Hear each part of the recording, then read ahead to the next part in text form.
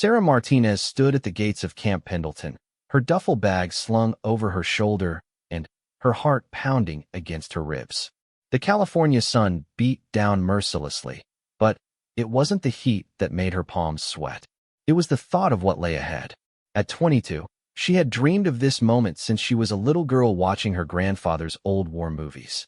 But nothing could have prepared her for the reality of becoming a Marine. The scars on her arms told a story she wasn't ready to share. They snaked from her wrists to her elbows, pale lines against her olive skin that caught the light when she moved. Some were thin and precise, others jagged and angry. Each one represented a moment in her past when the world had felt too heavy to bear. But those days were behind her now. She had fought her way through the darkness, through therapy and medication and the slow, painful process of learning to love herself again.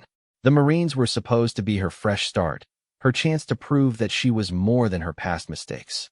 The drill instructor's voice cut through her thoughts like a knife. "Martinez, you think this is summer camp? Move your feet." Sergeant Davis was a mountain of a man with arms like tree trunks and a voice that could wake the dead. Sarah had heard stories about him during her brief orientation. He had served 3 tours in Afghanistan and had a reputation for breaking new recruits who thought they were tough. Sarah quickened her pace, jogging to catch up with the other new arrivals. There were 12 of them in total, a mix of men and women from all walks of life. Some looked confident, their backs straight, and their eyes focused. Others, like the pale young man beside her who couldn't stop fidgeting with his glasses, looked like they were questioning every decision that had led them to this moment. The first week passed in a blur of early morning wake-up calls, endless push-ups, and learning to make a bed so perfectly that a quarter would bounce off the sheets. Sarah threw herself into the training with everything she had. She was one of the first to wake up each morning, and often the last to turn off her light at night, studying the Marine Corps manual until her eyes burned. But it was during the second week that the comments started. It happened in the mess hall during lunch. Sarah was sitting with a group of her fellow recruits, picking at her tray of mystery meat and trying to follow a conversation about weekend plans, when Private Johnson nudged his friend and pointed at her arms. "Hey, look at Martinez's arms," he whispered, not quite quietly enough. "What happened? You get in a fight with a paper shredder." The table went quiet. Sarah felt her cheeks burn as every eye turned to her scars. She had worn long sleeves whenever possible, but the California heat made that impossible during outdoor training. She had hoped that in an environment where everyone was focused on becoming warriors, her old wounds would go unnoticed.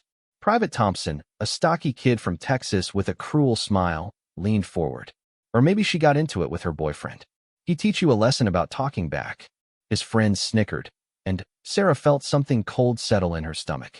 She wanted to tell them the truth, to explain that the scars were her own doing, marks from a time when hurting herself seemed like the only way to feel anything at all. But she had learned long ago that the truth often made people more uncomfortable than lies. Instead, she stood up, her tray in her hands, and walked away without saying a word. The whispers followed her everywhere after that. In the barracks at night, she would hear them talking about her in hushed tones. During training exercises, she caught them staring and pointing. Some of the stories they made up were almost funny in their absurdity. She had been attacked by a wild animal. She was a former gang member.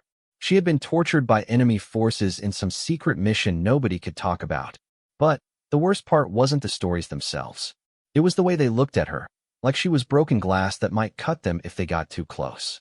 Like she was something to be pitted or feared, but never respected. Sergeant Davis seemed oblivious to the undercurrent of gossip that surrounded Sarah, or maybe he just didn't care. His training methods were brutal but fair, pushing every recruit to their absolute limit without showing favorites. Sarah began to excel under his harsh guidance. She was fast and strong, with a natural aptitude for marksmanship that impressed even the most seasoned instructors. During weapons training, she consistently scored in the top 3 of her class. Her aim was steady and true, and she had an almost intuitive understanding of how to strip down and reassemble her rifle. When they moved to hand-to-hand combat, she surprised everyone by throwing Private Johnson, who outweighed her by 60 pounds, flat on his back in under 10 seconds. "Where did you learn to fight like that?" asked Private Chun, one of the few recruits who had remained neutral in the ongoing speculation about Sarah's past. Sarah shrugged, adjusting her gear. My brother taught me some moves before I enlisted. Said I'd need to know how to defend myself. It wasn't entirely a lie. Her brother Miguel had indeed taught her basic self-defense. But what she didn't mention was that she had also spent 2 years in therapy with a counselor who specialized in helping survivors of self-harm learn healthy ways to deal with anger and frustration. The physical training had been part of her recovery, a way to channel her pain into something constructive. As the weeks passed, the divide in her unit became more pronounced. There were those who respected her abilities and those who saw her scars as a sign of weakness or instability. The latter group, led by Johnson and Thompson, seemed determined to make her life as difficult as possible. They would hide her gear before inspections, leaving her scrambling to find her equipment while Sergeant Davis barked about punctuality and attention to detail. They spread rumors that she was mentally unstable, that she might crack under pressure and endanger the unit. During group exercises, they would deliberately fail to cover her back, leaving her exposed to simulated enemy fire. Sarah endured it all in silence, focusing on her training and trying to prove through her actions that she belonged here. She excelled in every area except one: trust. In the Marines, trust wasn't just important, it was everything. You had to know that the person next to you would have your back no matter what. And despite all her skills and determination, Sarah was beginning to realize that some of her fellow Marines would never see her as anything more than damaged goods. The breaking point came during a night training exercise in the 4th week. The unit was practicing urban warfare tactics in a mock city built on the base. Sarah was assigned to Thompson's fire team, despite her repeated requests to be placed elsewhere. She knew it was going to be a disaster, but she had no choice but to follow orders. The exercise was going smoothly until they encountered a simulated enemy sniper in a second-story window. Standard protocol called for one team member to provide covering fire while another flanked the position. Sarah was designated as the covering fire, while Thompson was supposed to move around the building and take out the sniper from behind. Sarah took her position and began firing at the window, keeping the enemy pinned down just as she had been trained. She could hear Thompson moving through her earpiece, but something felt wrong. His footsteps seemed to be moving in the wrong direction, away from the building rather than around it. "Thompson, what's your position?" she whispered into her radio. Static answered her. Then, to her horror, she heard laughter in the background. Thompson and his friends were hiding behind a wall 50 yards away, watching her hold the position alone while they cracked jokes about letting the crazy girl handle it herself. The simulated sniper, realizing that no one was coming to flank him, began focusing his fire on Sarah's position. Paint rounds splattered against the wall around her as she tried to maintain her cover. In a real combat situation, she would already be dead. Rage bubbled up inside her, hot and familiar. It was the same feeling she used to get before she hurt herself, an overwhelming tide of anger and helplessness that threatened to drown her. For a moment, she was back in her childhood bedroom, staring at herself in the mirror and hating what she saw. The old urges whispered in her ear, telling her that she deserved this treatment, that she should have known better than to think she could fit in with real soldiers. But then, she remembered something her therapist had told her. The voice that tells you you're not good enough isn't your voice. It's the voice of every person who ever made you feel small. Don't let them win. Sarah took a deep breath and made a decision. If Thompson wasn't going to do his job, she would do it herself. She sprinted from her position, zigzagging through the mock streets while paint rounds whistled past her head. She reached the building and kicked down the door, taking the stairs 2 at a time. The simulated sniper was so focused on her previous position that he never saw her coming. She took him out with a single shot to the chest, the paint round blooming across his uniform like a flower. When she emerged from the building, she found Sergeant Davis waiting for her, his arms crossed, and his face unreadable. Behind him, Thompson and his crew looked like children who had been caught stealing cookies. "Explain to me," Davis said in a voice so quiet it was terrifying, "why I just watched one Marine complete a 2-person job while 2 other Marines stood around picking their noses." Thompson stammered something about equipment failure, but Davis cut him off with a look that could have melted steel. "Equipment failure? Your equipment looks fine to me. Your brain, on the other hand, seems to be malfunctioning. He turned to Sarah. Martinez, you want to tell me what really happened here? Sarah looked at Thompson, who was staring at the ground like it held the secrets of the universe. Part of her wanted to expose him, to tell Davis exactly what kind of Marine he really was. But another part of her, the part that had learned to survive by keeping her mouth shut, held back. We encountered unexpected resistance, sir, she said finally. The situation required adaptation of standard tactics. Davis stared at her for a long moment, and Sarah had the uncomfortable feeling that he could see right through her diplomatic answer. But he simply nodded and made a note on his clipboard. Thompson, Johnson, you're on latrine duty for the next week. Maybe cleaning toilets will help you remember what teamwork looks like. Martinez, good work adapting to the situation. As they walked back to the barracks, Sarah could feel the weight of her fellow Marines' stares. Some looked at her with newfound respect, others with barely concealed resentment. She had proven that she could handle herself in combat, but she had also made enemies in the process. That night, as she lay in her narrow bunk staring at the ceiling, Sarah wondered if she had made a mistake. Maybe the Marines weren't the fresh start she had hoped for. Maybe some wounds were too deep to ever fully heal, and the scars would always mark her as different, as other, as less than. But then, she thought about the moment when she had kicked down that door and taken out the sniper. For those few seconds, she hadn't been the girl with the scars or the recruit with the tragic past. She had been a Marine, pure and simple, and that feeling, that sense of purpose and belonging, was worth fighting for, even if she had to fight alone.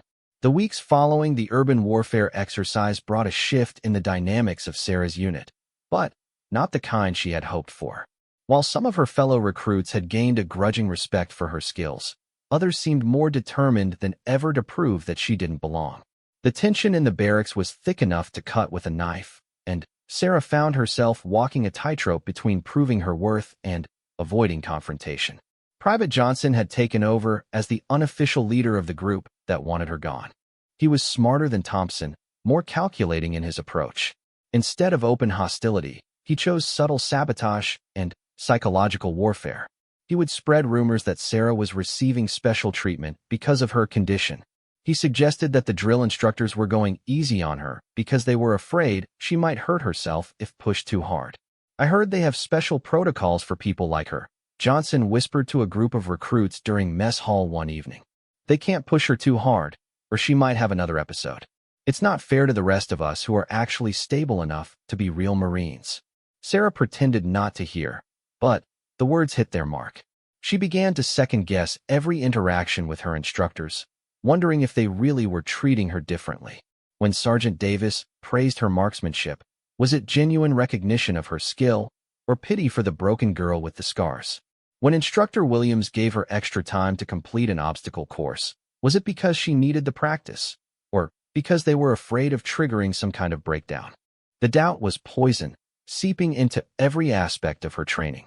Sarah had always been her own worst critic, but now she had a chorus of voices telling her she wasn't good enough, wasn't stable enough, wasn't Marine enough. The old familiar darkness began to creep back into her thoughts, whispering that maybe they were right. Maybe she was fooling herself thinking she could be something more than her past. But Sarah had learned something important during her years of therapy. Feelings weren't facts. Just because something felt true didn't mean it was true. So she did what she had always done when the darkness threatened to overwhelm her. She focused on the work. Training intensified as they moved into the 6th week of boot camp. The physical demands were brutal, designed to push every recruit to their breaking point and beyond. 5-mile runs in full gear became 10-mile runs. Hand-to-hand combat training became more aggressive, with live sparring sessions that left everyone covered in bruises. The academic requirements increased as well, with complex lessons on military law, combat tactics, and Marine Corps history. Sarah threw herself into every challenge with fierce determination. She was often the first to volunteer for extra duties, the first to offer help to struggling recruits, and the last to complain when training ran long into the night. Her test scores were consistently in the top 5% of the class, and her physical fitness ratings were among the best in the entire company. But excellence, she was learning, could be its own kind of prison. The better she performed, the more some of her fellow Marines seemed to resent her. They began to suggest that her success was somehow illegitimate, that she was compensating for her mental instability by trying too hard. "She's like a robot," Thompson muttered one evening as they cleaned their weapons after a long day of training. "It's not natural. Normal people don't push themselves that hard unless something's seriously wrong with them." Private Chun, who had remained neutral in the ongoing conflict, looked up from his rifle. "Maybe she just wants to be here more than the rest of us." "Ever think of that?" Johnson snorted. "Or maybe she's trying to prove something because she knows she doesn't belong." People who cut themselves aren't exactly known for their good judgment. The words hung in the air like a slap. Sarah's hands stilled on her weapon as she felt every eye in the room turned toward her. This was the first time anyone had said it out loud, had acknowledged what they all suspected about the origin of her scars. The silence stretched on, heavy and uncomfortable, until Sarah calmly finished cleaning her rifle, stood up, and walked out of the room without saying a word. She found herself in the bathroom, staring at her reflection in the harsh fluorescent light. The scars on her arms seemed more visible than usual, each one a reminder of her darkest moments. For a brief, terrifying instant, she felt the old urge again, the desire to hurt herself, to release the pressure building inside her chest through physical pain. But then, she remembered something else her therapist had taught her. Pain was information. It was her mind's way of telling her that something was wrong and needed attention. The problem wasn't the pain itself, it was what she chose to do with it. Instead of hurting herself, Sarah did 20 push-ups right there on the bathroom floor. Then, 20 more. The physical exertion helped clear her head and reminded her of how far she had come. She wasn't that scared, desperate girl anymore. She was a Marine in training, and Marines didn't give up just because things got difficult. When she returned to the barracks, most of the other recruits had gone to bed. But Chen was sitting on his bunk, apparently waiting for her. "You okay?" he asked quietly. Sarah nodded, not trusting herself to speak. "For what it's worth," Chen continued, "I think you're one of the toughest people I've ever met. Whatever happened to you before you came here, you survived it. And if you can survive that, you can survive anything Johnson and his crew can dish out." It was the first time anyone had acknowledged her strength rather than her weakness, and Sarah felt something tight in her chest begin to loosen. "Thanks," she managed to say. The next few days brought a new challenge. The confidence course, a brutal obstacle course designed to test not just physical ability, but mental toughness and trust in teammates.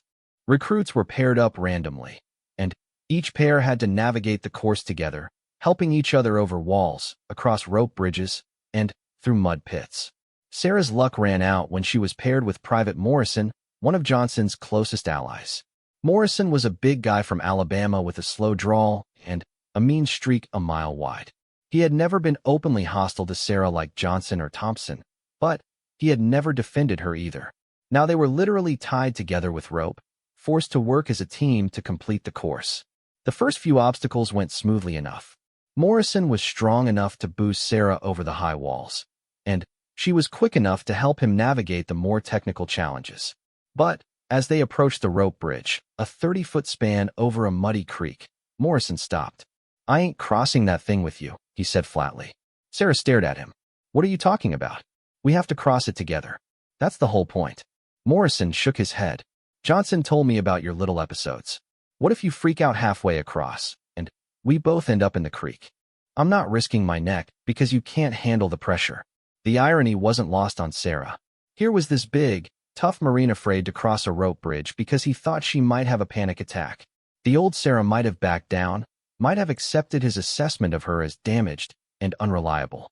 But the new Sarah, the one who had been forged in the fires of recovery and strengthened by months of training, had had enough. "Listen to me very carefully," she said, her voice deadly calm. "I'm going to cross that bridge with or without you. But since we're tied together, you're coming with me either way. You can walk across like a Marine, or I can drag you across like a scared little boy. Your choice." Morrison's eyes widened in surprise. He clearly hadn't expected this response from the quiet girl with the scars. For a moment, Sarah thought he might refuse, might force her to make good on her threat. But then, she saw something shift in his expression, not respect exactly, but recognition. He had finally seen the steel beneath her scarred exterior. They crossed the bridge together in tense silence, Morrison following Sarah's lead as she navigated the swaying rope with the confidence of someone who had already survived far worse than a potential fall into muddy water. When they reached the other side, Morrison looked at her with something approaching admiration. "Where did you learn to do that?" he asked. "Therapy," Sarah replied matter-of-factly. "Turns out learning to trust yourself is pretty good preparation for trusting a rope bridge." They completed the rest of the course in record time, working together with an efficiency that surprised both of them. When they crossed the finish line, Instructor Williams was waiting with a stopwatch and a rare smile. "Outstanding work, you two. That's the fastest time I've seen all day." He made a note on his clipboard. "Martinez, Morrison, you'll be team leaders for tomorrow's field exercise." As they untied themselves and headed back toward the barracks, Morrison caught Sarah's arm. "Hey," he said awkwardly. "I want you to know, I was wrong about you. Johnson's been filling our heads with a lot of nonsense, but you're all right." "More than all right." Sarah nodded, accepting his apology without making a big deal of it. "Just remember that the next time someone tries to tell you what I can or can't do." Word of their success on the confidence course spread quickly through the unit. Some of the recruits who had been on the fence began to see Sarah in a new light. If Morrison, who had been one of Johnson's most loyal followers, could change his mind about her, maybe they could too. But Johnson himself was far from ready to concede defeat. If anything, Morrison's defection seemed to make him more determined to prove that Sarah was a liability. He began to escalate his campaign, spreading increasingly wild stories about her past and her mental state. The situation came to a head during a field exercise in the 7th week. The unit was practicing small group tactics in the hills outside the base, working in fire teams of 4 to complete various missions. Sarah found herself assigned to a team with Chun, Morrison, and, unfortunately, Johnson. The mission was simple: infiltrate an enemy camp, gather intelligence, and extract without being detected. It required stealth, teamwork, and absolute trust in your fellow Marines. Sarah could sense the tension in Johnson from the moment they set out, but she hoped that the seriousness of the exercise would keep him focused on the mission rather than his personal vendetta. She was wrong. Halfway to their objective, Johnson called for a halt. "I need to talk to the team about something," he announced. "I don't think Martinez should be carrying live ammunition." Sarah felt her blood turn to ice. They weren't carrying live ammunition. This was a training exercise with simulated weapons, but Johnson's words carried a clear implication. He was suggesting that she was mentally unstable and potentially dangerous to her own team. Chun looked shocked. "What are you talking about, Johnson? She's got the best marksmanship scores in the company." "That's not what I'm worried about," Johnson replied, his voice taking on a tone of fake concern. "I'm worried about what happens if she has one of her episodes. People who hurt themselves once might hurt themselves again. Or worse, they might hurt someone else." Morrison stepped forward, his face flushed with anger. "That's enough, Johnson. I've worked with Martinez, and she's as solid as they come. You're out of line." But Johnson wasn't finished. He had been building up to this moment for weeks, and he wasn't going to be deterred by Morrison's defense. "Look at her arms," he said, pointing at Sarah's scars. "Those aren't battle wounds. Those are self-inflicted. What kind of Marine hurts herself? What kind of person can we trust to have our backs when she can't even trust herself not to cut her own skin?" The words hit Sarah like physical blows, each one carefully chosen to inflict maximum damage. She could feel herself starting to dissociate, that familiar feeling of floating outside her own body that used to precede her worst episodes. The world seemed to fade at the edges, and for a moment she was back in her teenage bedroom, staring at the blood on her arms and wondering why she couldn't just be normal like everyone else. But then she felt Morrison's hand on her shoulder, steadying her. She heard Chin's voice, firm and supportive, telling Johnson to shut his mouth. And she remembered something else her therapist had told her. "You are not your worst moment. You are not your scars. You are the person who chose to heal." Sarah took a deep breath and looked Johnson straight in the eye. When she spoke, her voice was calm and clear, carrying the authority of someone who had stared into the darkness and chosen to walk toward the light. "You're right," she said. "I did hurt myself. I was 17 years old. I had just lost my father in a car accident, and I didn't know how to deal with the pain. So I turned it inward, and I hurt myself because it felt like the only thing I could control in a world that had gone completely crazy. Johnson's eyes widened. He clearly hadn't expected her to admit it so openly. Sarah continued, her voice growing stronger with each word. But here's what you don't understand. Those scars aren't a sign of weakness. They're a sign of survival. Every mark on my arms represents a moment when I was in so much pain that I didn't think I could go on. But I did. I survived. I got help. I learned better ways to deal with pain and fear and anger.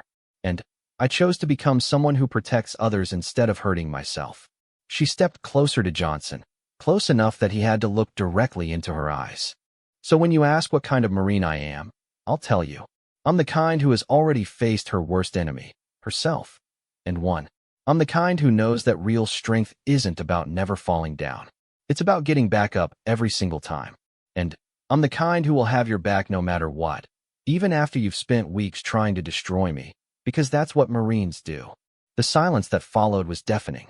Even the birds seemed to have stopped singing. Johnson stood there with his mouth slightly open, apparently at a loss for words. Chun and Morrison were staring at Sarah with expressions of amazement and respect. Finally, Johnson found his voice. I didn't. He stammered.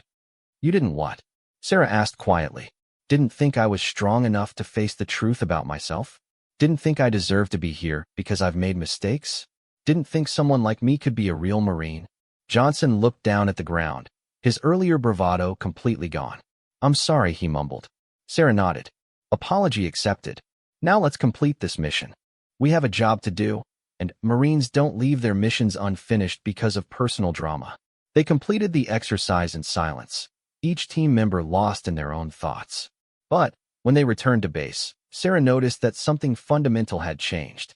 The whispers and stares that had followed her for weeks were gone, replaced by nods of acknowledgement and even respect. Word of the confrontation spread through the unit like wildfire, but this time the story being told was different. Instead of focusing on Sarah's scars as a sign of weakness, the other recruits began to see them as evidence of her strength. Here was someone who had faced real adversity and overcome it, who had chosen to turn her pain into purpose. That night, as Sarah prepared for bed, she found a note tucked into her gear. It was from Private Williams, a quiet girl from Oregon who had barely spoken to Sarah throughout their training. Thank you for what you said today, the note read. I've been dealing with some of the same issues, and I've been afraid to get help because I thought it would mean I wasn't strong enough to be a Marine. You showed me that getting help is what makes you strong. I'm going to talk to the chaplain tomorrow. Sarah smiled as she folded the note and put it in her pocket. Maybe her scars weren't just reminders of her darkest moments after all. Maybe they were also proof that even the deepest wounds could heal, and that sometimes the places where we've been broken are where we become strongest. She was beginning to understand that being a Marine wasn't just about physical strength or perfect marksmanship or following orders without question. It was about having the courage to face the truth about yourself, to admit your weaknesses and work to overcome them, and to stand by your fellow Marines even when they made it difficult. And by that measure, Sarah Martinez was already well on her way to becoming exactly the kind of Marine the Corps needed. The transformation in Sarah's unit was gradual but undeniable. After her confrontation with Johnson, the atmosphere in the barracks shifted from hostile to cautiously respectful.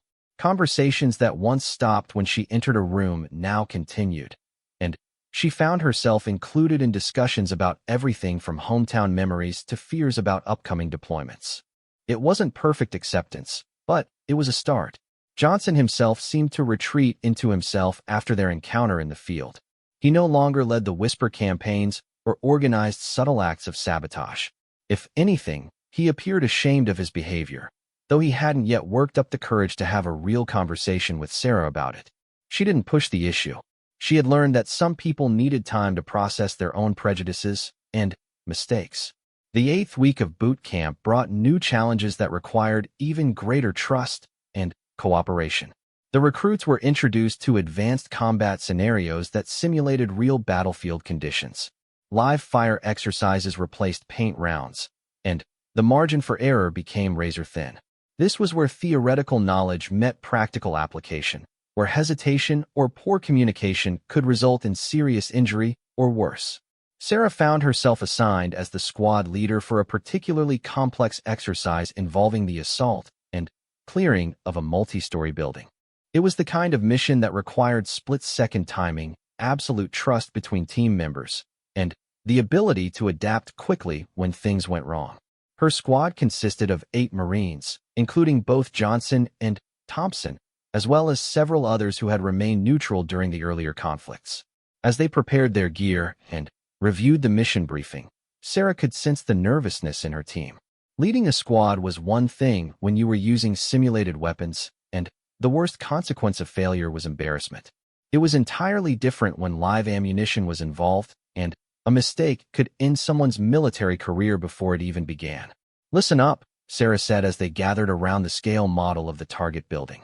"I know some of you might be questioning why I'm the one wearing the stripes today, but Sergeant Davis chose me for this position, and I intend to prove that his faith isn't misplaced."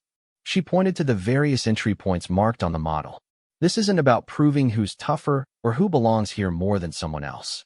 This is about working as a team to complete a mission safely and effectively. Everyone goes home in one piece. Everyone completes their objectives, and everyone earns the right to call themselves a Marine. That's what matters." Thompson raised his hand tentatively. "What if something goes wrong? What if we run into resistance we weren't expecting?" Sarah looked at him steadily. "Then, we adapt. We communicate. We trust each other, and we trust our training. And, most importantly, we don't leave anyone behind." The mission began at dawn, with Sarah's squad approaching the target building through a simulated urban environment complete with civilian actors, realistic debris, and the smell of smoke machines creating the fog of war. Sarah moved her team methodically through the streets, using hand signals to coordinate their advance, and checking constantly to ensure no one was falling behind or moving out of position. The first sign of trouble came when they reached the building's perimeter.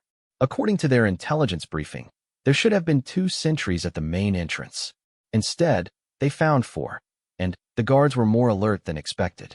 Sarah quickly realized that the instructors had changed the parameters of the exercise to test how her squad would handle unexpected complications. Using a series of hand signals, she repositioned her team to account for the additional threats. Chun and Morrison would take the 2 guards on the left, while Johnson and Rodriguez handled the ones on the right. Sarah and the remaining team members would provide cover and coordinate the simultaneous takedown. The assault went perfectly, for guards down in less than 10 seconds, with no alarm raised. Sarah felt a surge of pride as her team moved smoothly toward the building entrance. But her satisfaction was short-lived. As they prepared to breach the door, she heard the distinctive sound of automatic weapons fire coming from inside the building. "Contact inside," she whispered into her radio. "Multiple hostiles, unknown positions." Switching to Contingency Plan Charlie. Contingency Plan Charlie involved splitting the squad into 2 fire teams and entering through separate entrances to avoid walking into a potential ambush. It was more complex and dangerous than the original plan, but it gave them the best chance of catching the enemy off guard. Sarah led the first fire team through the main entrance while Thompson took the second team around to the building's rear access. As they moved through the ground floor, clearing rooms one by one, Sarah could hear gunfire echoing from the upper levels. The enemy was engaged with something or someone, but she couldn't tell what. They reached the stairwell without incident, but as they prepared to ascend to the second floor, Sarah heard Thompson's voice crackle through her earpiece. "Team 2 is pinned down. Repeat, Team 2 is pinned down. Request immediate support." Sarah's mind raced through the options. Standard protocol called for her to continue with the original mission while Thompson's team handled their own situation. But the fear in Thompson's voice told her that they were facing more than they could handle alone. She had a split-second decision to make. Follow the mission plan or risk everything to help a teammate who had spent weeks trying to undermine her. There was no real choice. Marines didn't leave other Marines behind. "Team 1, change of plans," she announced. "We're going to help Team 2. Rodriguez, you and Chun hold this position and watch our backs. Johnson, you're with me." She saw surprise flicker across Johnson's face as she chose him to accompany her into what was clearly a dangerous situation. But he nodded without hesitation and checked his weapon. They moved quickly through the building's maze-like interior, following the sound of gunfire toward Thompson's position. Sarah's heart was pounding, but her mind was crystal clear. This was what all the training had been leading up to, the moment when academic knowledge became life-or-death reality. They found Thompson's team trapped in a narrow corridor, pinned down by two enemy positions that had them in a crossfire. Thompson himself was crouched behind a concrete pillar, his face pale with stress and his radio crackling with frustrated reports to the instructors. Sarah assessed the situation quickly. The enemy positions were well chosen, offering good cover while maintaining clear fields of fire down the corridor. A frontal assault would be suicide. But there was a service door about halfway down the hallway that might offer an alternative approach. "Johnson," she whispered, "I need you to lay down covering fire on the position to the left. When I give the signal, put everything you've got on that doorway. Don't let them stick their heads up." Johnson nodded grimly. "What about you?" "I'm going to flank them through that service door. Give me 30 seconds to get into position, then light them up." It was a risky plan that required perfect timing and absolute trust. Johnson would be exposing himself to enemy fire to create a distraction, while Sarah would be moving alone through unknown territory with no backup. But it was their best chance of breaking the deadlock and getting Thompson's team to safety. Sarah sprinted across the corridor during a brief lull in the firing, her heart hammering as bullets whistled past her head. She reached the service door and found it unlocked, a small miracle in what was rapidly becoming a nightmare scenario. The door led to a maintenance area filled with pipes and electrical equipment. Sarah navigated through the maze of machinery, counting off the seconds in her head. When she reached 30, she heard Johnson's rifle open up in the corridor behind her, the rapid crack of gunfire echoing through the building. She found the access panel she was looking for and kicked it open, emerging into a storage room that connected to the corridor where the enemy fighters were positioned. Through a crack in the door, she could see the backs of two instructors playing the role of enemy combatants, their attention focused on returning Johnson's fire. Sarah took a deep breath, steadied her weapon, and announced herself. "Drop your weapons. You're surrounded." The simulated firefight ended instantly as the instructors, recognizing that they had been outmaneuvered, raised their hands in surrender. Sarah felt a rush of relief and triumph as she heard cheers coming from the corridor where her teammates were celebrating their successful mission. But the real test came afterward, during the mission debrief with Sergeant Davis and the other instructors. Sarah's squad was assembled in a classroom, still riding the adrenaline high from their successful completion of the exercise, when Davis walked in carrying a thick folder of notes and evaluations. "That was an interesting performance out there," Davis began, his expression unreadable. "The mission parameters were deliberately changed midway through the exercise to test your ability to adapt under pressure. Some squads today failed that test completely. Others managed to muddle through. Your squad, however, did something different." He opened his folder and consulted his notes. "Martinez, you were given a specific mission with clear objectives. Instead of following that mission, you chose to deviate from the plan to assist a team member in distress. Can you explain your reasoning?" Sarah stood at attention, her mind racing. Was this a test? Had she failed by abandoning the original mission? Or was Davis looking for a different kind of answer? "Sir, the Marine Corps taught me that we never leave a fellow Marine behind," she replied. "Completing the mission is important, but not at the cost of abandoning teammates who need help. I made a command decision that the success of Team 2 was more important than the completion of our specific objectives." Davis nodded slowly. "And what about you, Johnson? You were asked to provide covering fire in a situation where you could have been seriously injured or killed. The Marine next to you had spent weeks questioning your leadership and your fitness for service. Why did you follow her orders without hesitation?" Johnson straightened up, and when he spoke, his voice was clear and confident. "Because she's my squad leader, sir. And because I've learned that being a Marine isn't about being perfect. It's about being there for your team when it matters most." Davis looked around the room at the faces of the assembled recruits. What happened today was more than just a successful completion of a training exercise. What happened was that a group of individuals chose to become a team. They chose to trust each other, to sacrifice for each other, and to put the welfare of their fellow Marines above their own comfort or safety. He walked over to where Sarah was standing and looked directly into her eyes. Martinez, your leadership today was exemplary. You made difficult decisions under pressure, adapted to changing circumstances, and prioritized the safety of your people above all else. But, more than that, you demonstrated something that can't be taught in a classroom or a training manual. You showed moral courage. Sarah felt a lump forming in her throat as Davis continued. Moral courage is what separates good Marines from great ones. It's the willingness to do what's right even when it's difficult, even when it's unpopular, even when it costs you personally. You've shown that quality consistently throughout your training, not just in today's exercise, but in how you've handled the challenges and conflicts within your unit. He turned to address the entire squad. All of you have learned something important today. You've learned that the scars we carry, whether they're visible on our skin or hidden in our hearts, don't define our worth as Marines or as human beings. What defines us is what we choose to do with our pain, our fear, and our past mistakes. Davis paused, letting his words sink in. Martinez stepped forward. Sarah moved to the front of the room, uncertain what was coming next. It gives me great pleasure to inform you that based on your performance throughout training and your exemplary leadership today, you have been selected for advanced infantry training following graduation. Furthermore, you will be graduating as the honor recruit for your platoon. The room erupted in cheers and applause. Sarah felt tears welling up in her eyes as her fellow recruits surrounded her, offering congratulations and handshakes. Even Thompson, who had been one of her harshest critics, was grinning and patting her on the back. But the moment that meant the most to her came when Johnson approached. He stood at attention and extended his hand for a formal handshake. I owe you an apology, he said quietly. Not just for today, but for everything. I was wrong about you from the beginning, and I let my own prejudices blind me to who you really are. You're not just a good Marine. You're the kind of Marine I want to serve beside.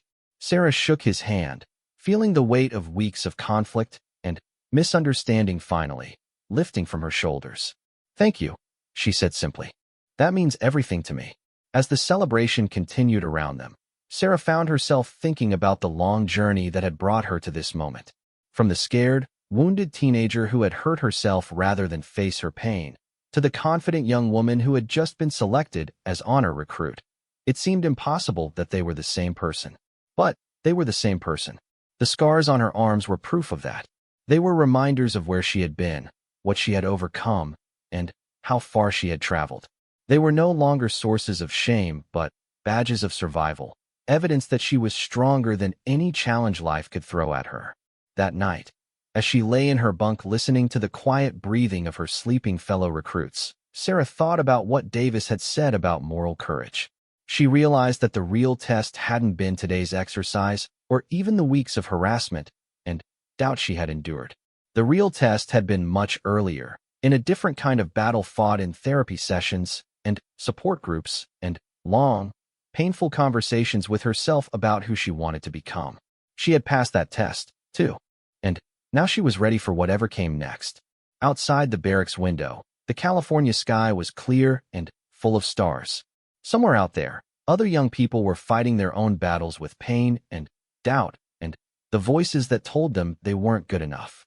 Sarah hoped that someday they would find the same strength she had found, not in hiding their scars, but in transforming them into sources of power and purpose. Tomorrow would bring new challenges, new tests of her courage and resolve. But tonight, surrounded by Marines who had learned to see her as she truly was, Sarah Martinez finally felt like she was home. 3 years had passed since Sarah Martinez graduated from boot camp as honor recruit, and those years had transformed her from a promising young Marine into a seasoned warrior. She had completed advanced infantry training, served 2 deployments overseas, and earned the respect of every Marine she had worked alongside. The scars on her arms were still there, now joined by a few new ones earned in combat, but they no longer defined how others saw her. She had become Staff Sergeant Martinez, a leader whose reputation for courage and competence preceded her wherever she went. Now 25 and stationed at Camp Lejeune, Sarah found herself in a position she had never expected, training instructor for new recruits. The irony wasn't lost on her. The same woman who had once been mocked and ostracized for her scars, was now responsible for shaping the next generation of Marines.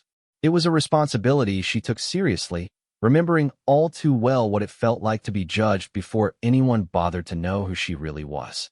The morning sun was just beginning to rise over the training grounds when Sarah arrived for what she expected to be a routine day of instruction. She was leading a group of new recruits through advanced marksmanship training, helping them prepare for their upcoming qualification tests. Most of them were fresh-faced kids, barely out of high school, all eager to prove themselves worthy of the title they sought to earn. But as Sarah reviewed the training roster, one name caught her attention: Private Jackson Williams, a 19-year-old recruit from Detroit who had been flagged by his previous instructors for concerning behavior and potential psychological instability. Sarah frowned as she read the notes in his file. The language was frustratingly vague, but it painted a picture of a young man who was struggling with something beyond the normal challenges of military training. She found Williams at the far end of the shooting range, separated from the other recruits, and practicing alone. He was a tall, lanky kid with dark circles under his eyes, and the kind of nervous energy that spoke of sleepless nights and internal battles. As Sarah approached, she noticed that he was wearing long sleeves despite the growing heat of the day. "Williams," she called out as she walked up to his position. "I'm Staff Sergeant Martinez. I'll be overseeing your training today." The young man turned to face her, and Sarah was struck immediately by the haunted look in his eyes. She had seen that expression before, in her own mirror during the darkest period of her life. It was the look of someone who was fighting a war with himself and losing. "Yes, ma'am," Williams replied, his voice barely above a whisper. "I was just getting some extra practice in. My scores have been inconsistent." Sarah glanced at the target Williams had been shooting at. The groupings were actually quite good, tight clusters that showed natural talent and good fundamentals. But there was something off about his stance, a tension in his shoulders that suggested he was fighting more than just recoil. "Your shooting looks solid to me," Sarah observed. "What makes you think you need extra practice?" Williams shifted uncomfortably, avoiding her gaze. "Some of the other instructors said I might not be Marine material, said I might crack under pressure." The words hit Sarah like a physical blow, taking her back to her own early days when similar doubts had been whispered about her fitness for service. She studied Williams more carefully, noticing the way he kept his sleeves pulled down over his wrists, the slight tremor in his hands when he thought no one was looking, the careful distance he maintained from the other recruits. "Williams," she said quietly, "can I ask you something? And I want you to give me an honest answer." The young man nodded reluctantly. "Are you getting the help you need?" Williams' face went white, and Sarah saw his hands clench involuntarily. "I don't know what you mean, ma'am." "I think you do." Sarah's voice was gentle but firm. "I've been where you are, and I know what it looks like when someone is carrying more weight than they should have to bear alone." For a moment, it looked like Williams might break down entirely. His carefully constructed facade wavered, and Sarah could see the scared kid beneath the Marine uniform. But then, he seemed to pull himself together, straightening his shoulders and meeting her gaze. "I can handle it, ma'am. I don't need any special treatment." Sarah nodded, recognizing the pride and fear that made it so difficult to ask for help. "I believe you can handle it. But handling something doesn't mean you have to do it alone." Before Williams could respond, they were interrupted by the arrival of the rest of the training group. Sarah watched as the young man immediately transformed himself, putting on a mask of competence and confidence that didn't quite hide the pain underneath. She had worn that same mask once, and she knew how exhausting it could be. The training session proceeded normally, with Sarah putting the recruits through a series of increasingly challenging exercises designed to test their accuracy under stress.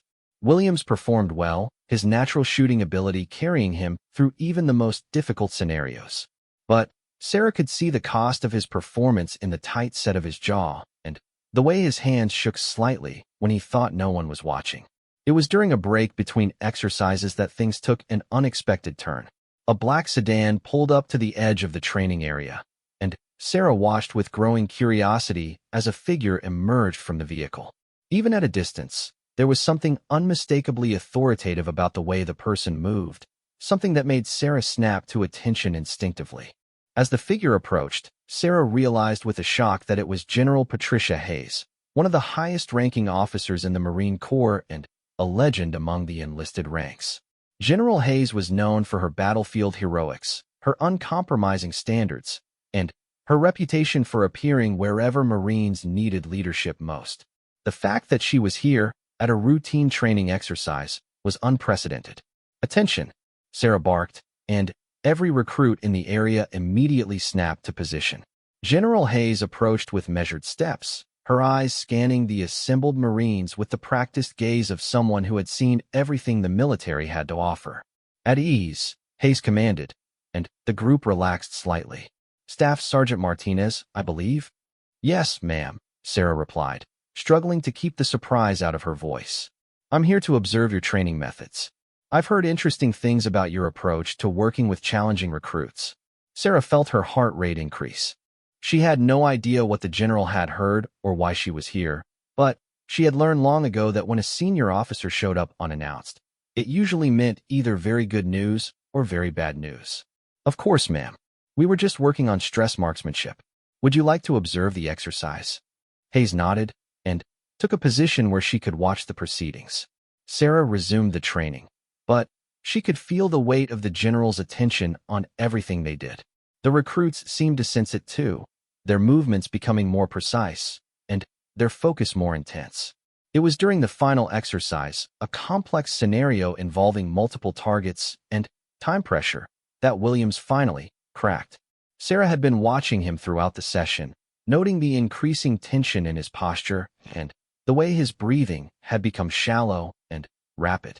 When she called his name to begin the final course, she saw something change in his expression, a flicker of panic that he couldn't quite suppress. Williams stepped up to the firing line and raised his weapon, but his hands were shaking so badly that he could barely sight his target. The other recruits began to whisper among themselves, and Sarah heard someone mutter something about head cases and washing out. "Williams, take your time," Sarah called out, her voice calm and supportive. "Focus on your breathing." But Williams was beyond hearing her.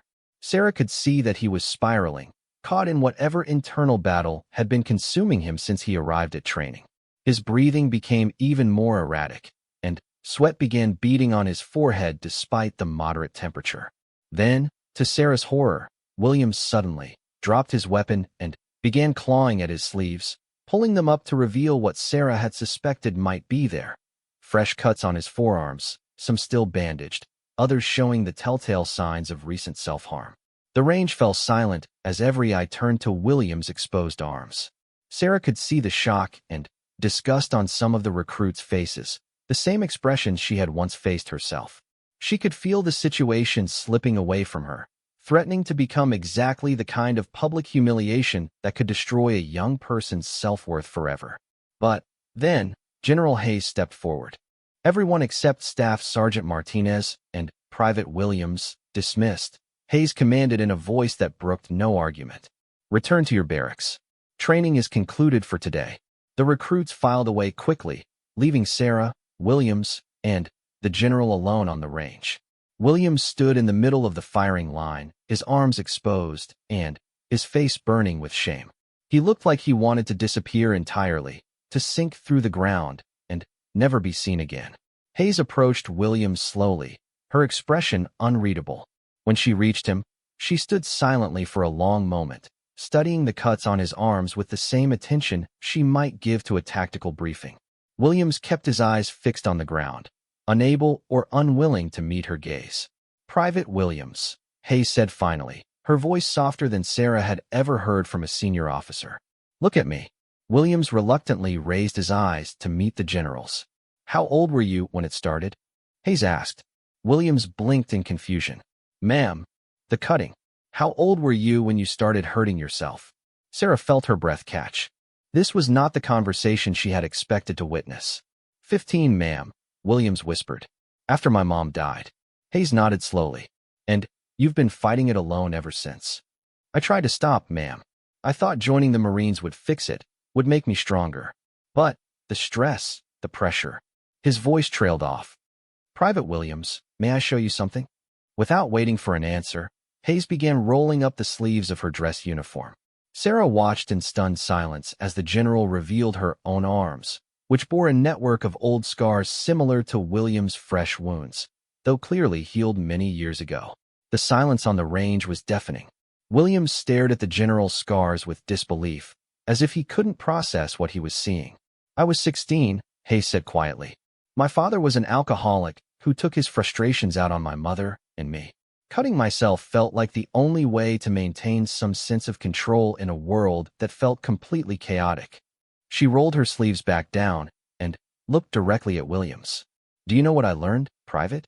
I learned that the same impulse that drove me to hurt myself, the need to feel something, to exert control over my pain, could be channeled into something positive.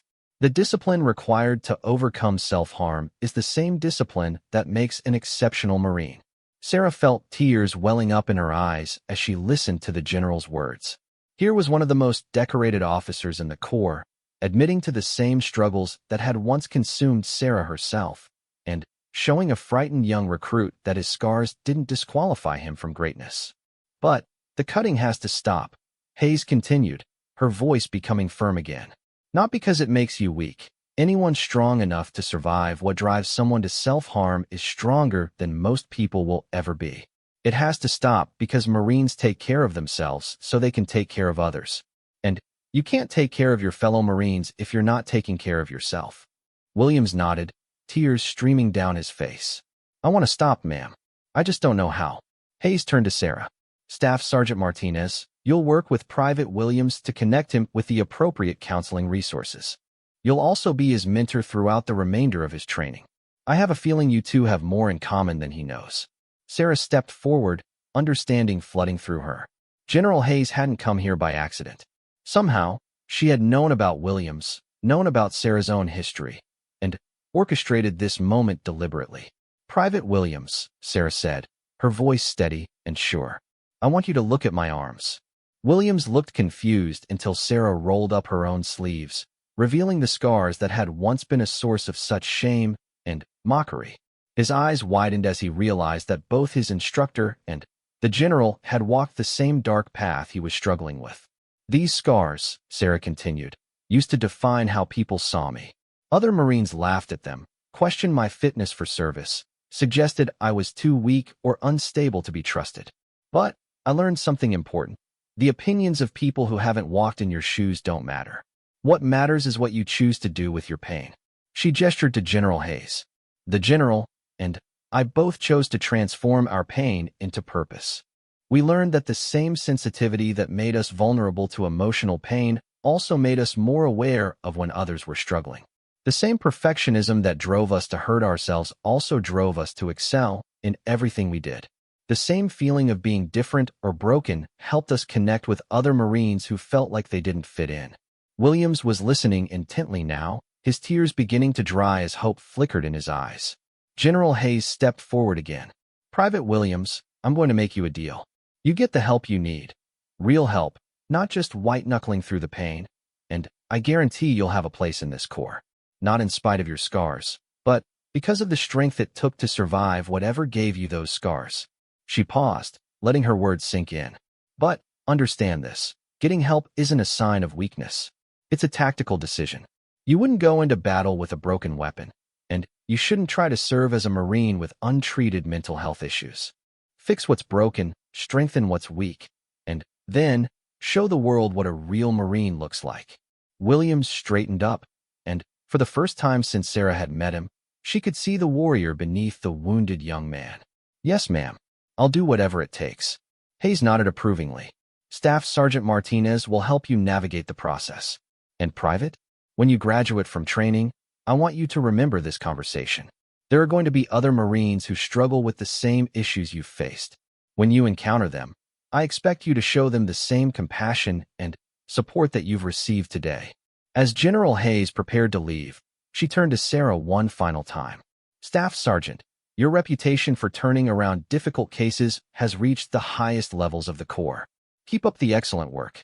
After the general departed, Sarah and William stood alone on the range. The young Marine looked overwhelmed by everything that had happened, but there was something new in his expression, hope, mixed with determination. "Staff Sergeant," Williams said quietly, "why did you help me? After everything I've been struggling with, after making such a scene. Sarah smiled, thinking of her own journey from broken recruit to confident leader. Because someone helped me once when I needed it most. Because I know that the Marines who have faced their darkest moments and chosen to keep fighting are exactly the kind of Marines we need. And because I've learned that our scars don't make us weak, they make us human. As they walked back toward the barracks, Sarah reflected on how far they had all come. From the scared young woman who had once hidden her scars in shame, to General Hayes who had transformed her pain into a distinguished career of service, to Williams who was just beginning to understand that his struggles didn't define his limits. The Marines had once laughed at her scars, but now those same scars had become symbols of survival, strength, and the power of transformation. They were reminders that even the deepest wounds could heal, and that sometimes the places where we've been broken are where we become strongest.